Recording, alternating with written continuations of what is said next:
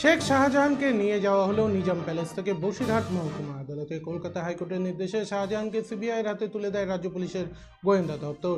এরপর সন্দেশখালী কাণ্ডে তদন্ত ভার যায় সিবিআই এর হাতে। গত রবিবার বসিরহাট মহকুমা আদালতের বিচারক শেখ শাহজাহানকে 4 দিনের সিবিআই হেফাজতে রাখার নির্দেশ দেয়। 4 দিনের সিবিআই হেফাজত শেষে আজ ফের বসিরহাট মহকুমা আদালতে পেশ করা হয় শেখ শাহজাহানকে। তার আগেই অর্থাৎ গতকাল কার্যত দেখা গিয়েছিল সিবিআই এর তৎপরতা।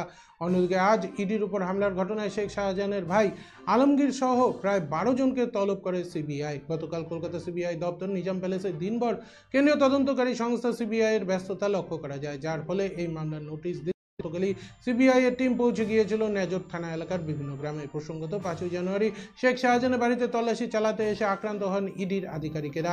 সেই মামলায় গতকাল একাধিক ব্যক্তিকে সিবিআই নোটিশ দিয়ে আসে CBI.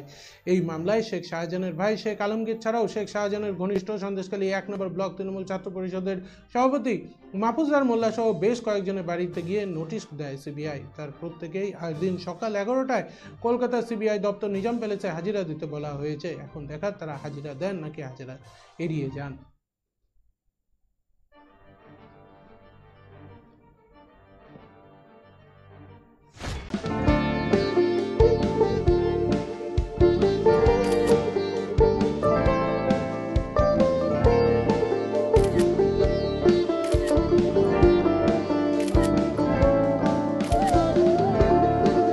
Yeah, ma'am.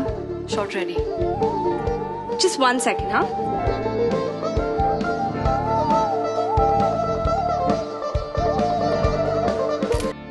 Simco Gold and Diamond, RRN Road, Old Post Office Para South, Coach Bihar.